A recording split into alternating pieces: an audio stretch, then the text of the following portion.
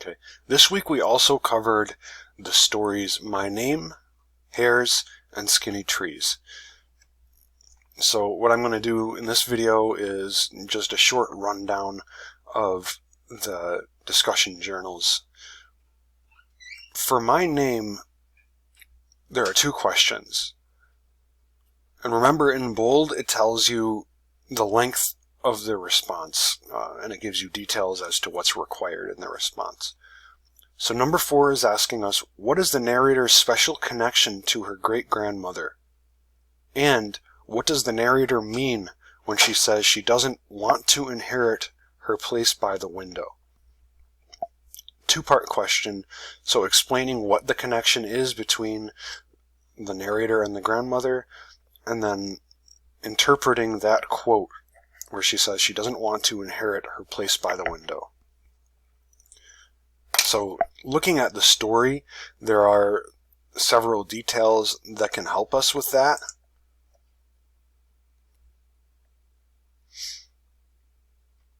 So it starts off in the story talking about her name itself, the difference in her name in English and in Spanish. And then in the second paragraph, we start to get more of what their connection is. And so that, I think, is a pretty straightforward question. And in this paragraph is where we have the line, I've inherited her name, but I don't want to inherit her place by the window. And so, obviously, that's a question about figurative language in a way, the idea of inheriting a place by the window. So what does it mean to inherit? And then what does the narrator mean by a place by the window? A couple tips for that. So how does that phrase relate to the narrator's name? So that's definitely something to think about.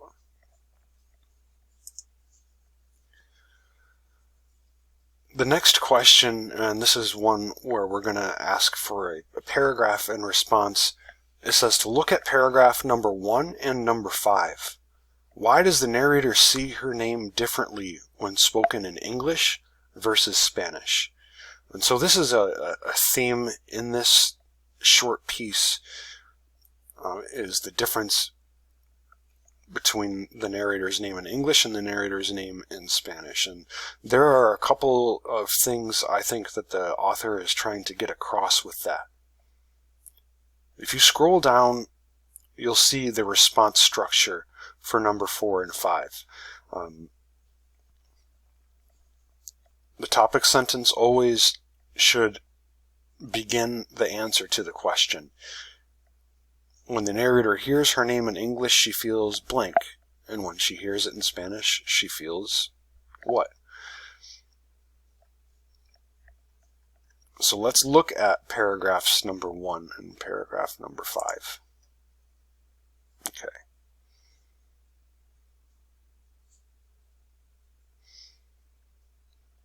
So it starts right off talking about how the narrator's name is different in English versus in Spanish.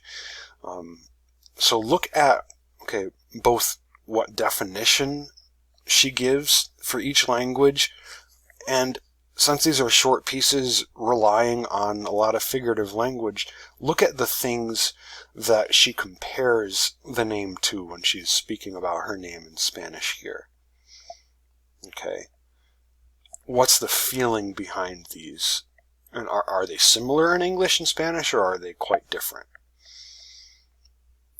And what sort of a feeling would she get towards both of those? And then this is the 5th paragraph. At school, they say my name funny. So thinking about this, this is another comparison of the narrator's name, Esperanza, in Spanish versus in English. And so we're talking about the different pronunciations of the same name and what that means for the character. So an English pronunciation of this name would be something close to Esperanza. So you can see that that is sort of a widened sound, kind of a more nasally sound, Esperanza. And so you can see when you look at that first line of this paragraph what the character is talking about. And so how does she feel when she hears her name in English versus how she feels when she hears it in Spanish? So Esperanza versus Esperanza.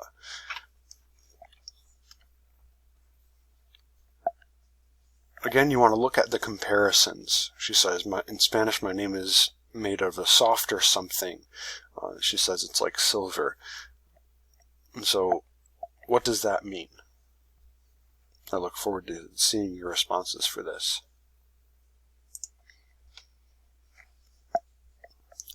Next, we have this pair of stories, Hares and Skinny Trees. So we started our class discussion of Cisneros talking about the short story Hares.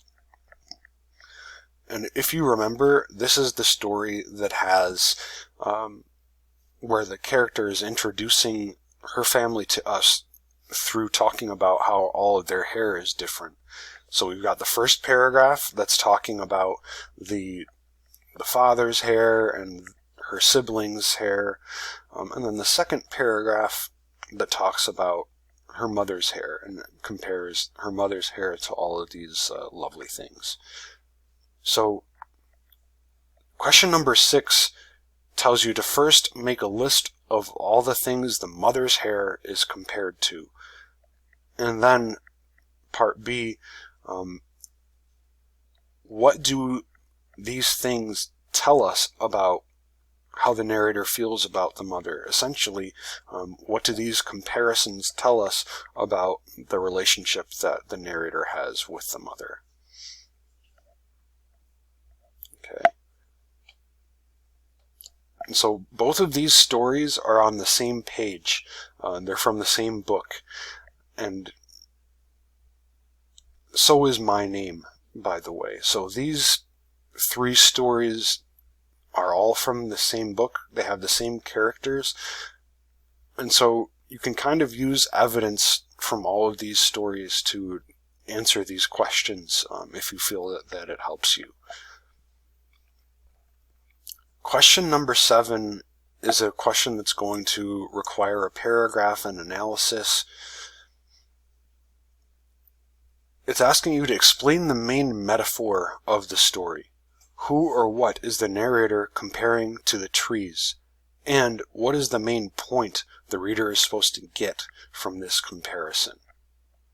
Okay, so one last reminder here to look at the response structures before you answer. So for number 6, the question about the short story Hares, you can see the 2 parts here.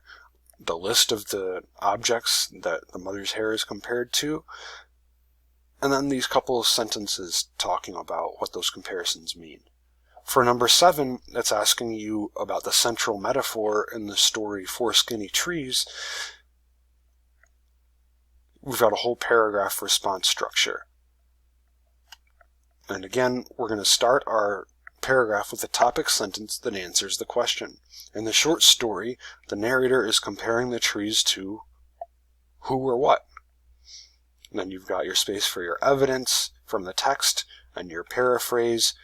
And then down here in the analysis section, there are a couple specific spots that are particular to this question.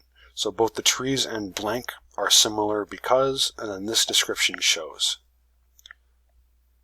So we'll take a look at these short stories.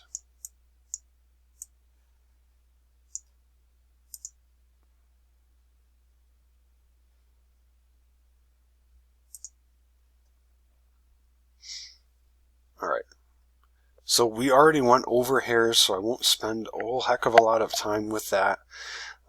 You can see this is the paragraph that the question number 6 is focused on the description of the mother's hair, the things that the mother's hair is compared to.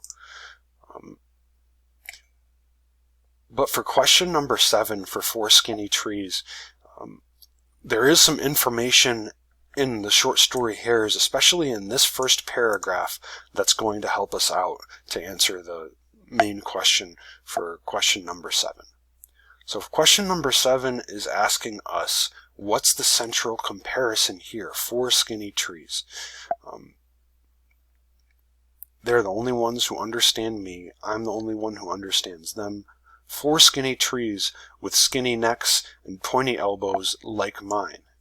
4 who do not belong here but are here. 4 raggedy excuses planted by the city. From our room we can hear them. But Nenny just sleeps and doesn't appreciate these things. Okay. So you want to look for, okay, what's the evidence? What are the comparisons? Are there any direct comparisons here? So in that first paragraph, the narrator starts off talking about her relationship to these trees. And then she says, 4 skinny trees with skinny necks and pointy elbows like mine. So that's obviously an example of figurative language. Trees don't have necks, trees don't have elbows. That's describing a tree as you would describe a person. So that's your first clue as to who or what the trees are being compared to. The next thing that you want to think is, okay, there's this number 4. So why is the number 4 significant to this character? Where do you see this number 4 in her life? And again, I would look at Hairs and look at this first paragraph here, just as a kind of a hint.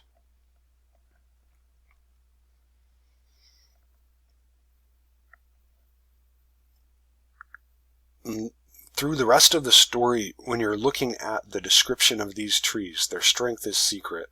They send ferocious roots beneath the ground. They grow up, and they grow down and grab the earth between their hairy toes and bite the sky with violent teeth and never quit their anger. This is how they keep.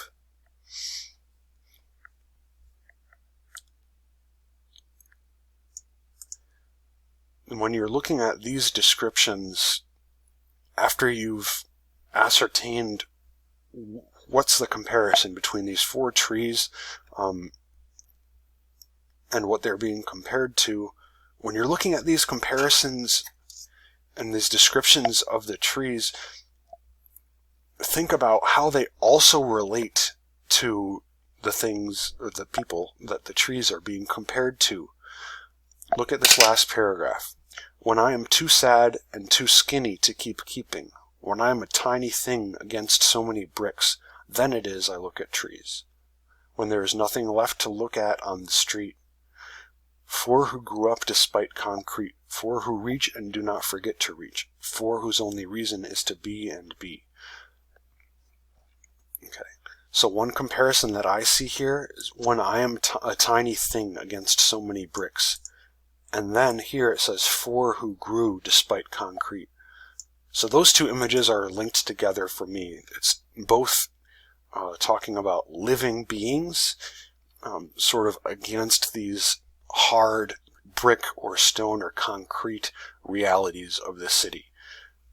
And so how do these trees relate to the narrator? And who are...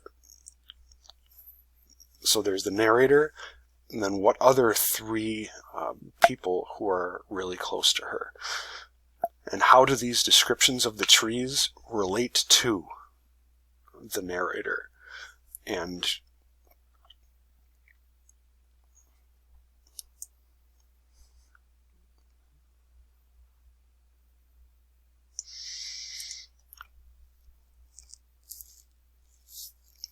so I look forward to your responses. I'm not going to give you too much more detail because I think that it's, I don't want to spoil your responses here. So look for the evidence and good luck. Email me if you have any questions or concerns.